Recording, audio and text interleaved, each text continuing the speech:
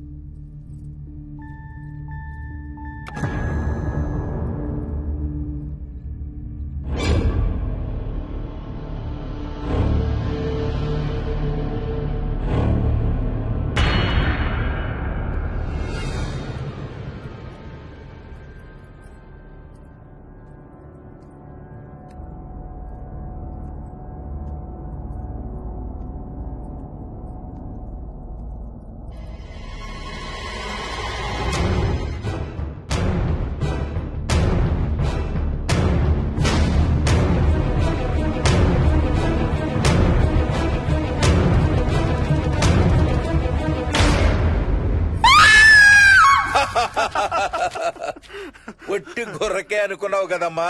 నువ్వు ఒక్క వారం రోజులు తనతో ఉంటే రోజుకు కొత్త ట్రిక్ చూపిస్తుంది మీ అత్తయ్య నీకు.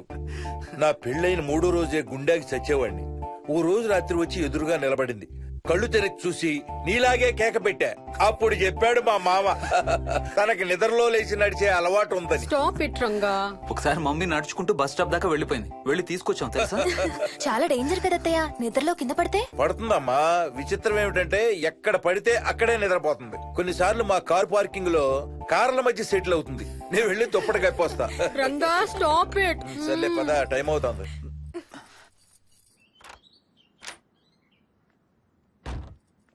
ఏమండి, సెల్ ఫోన్ తీసుకున్నారా? తీసుకున్నా. వాళ్ళని డ్రాప్ చేసి ఆఫీస్కి వెళ్తాను. ఏ నువ్వు కూడా వాళ్ళతో పాటు వెళ్ళొచ్చుగా. ఎవరో దినానికి వెళ్తున్నారు, నేను అక్కడికి వెళ్ళి ఏం చేస్తాను? అయినా ఇంత ఇంట్లో నన్ను రోజు ఒక్కదాన్నే వదిలేసి ఆఫీస్కి వెళ్ళిపోతావా? లేదు లేదు, వారానికి 5 రోజులు సెలవు పెట్టేసి నీతోనే ఉంటాను. మరి మిగతా 2 రోజులు? సాటర్డే సండే వాళ్ళే ఆఫీస్ తారు కదా. ఏ, ఇంట్లో ఒక్కదాని ఏం చేస్తావు? నువ్వు ఎప్పుడు వస్తావా అని నీకోసం పడిగా ఆపులు కాస్తూ ఉంటాను. అవును. ఈరోజు ఏం కలర్ వేసుకుంటున్నావు? I don't know, maybe blue. మొత్తం బ్లూవా? అవును, బ్లూ సారీ. ఆహా, నేను అడిగేది అది కాదు, లోపల. సిగ్గులేని ఫెలో. Okay bye.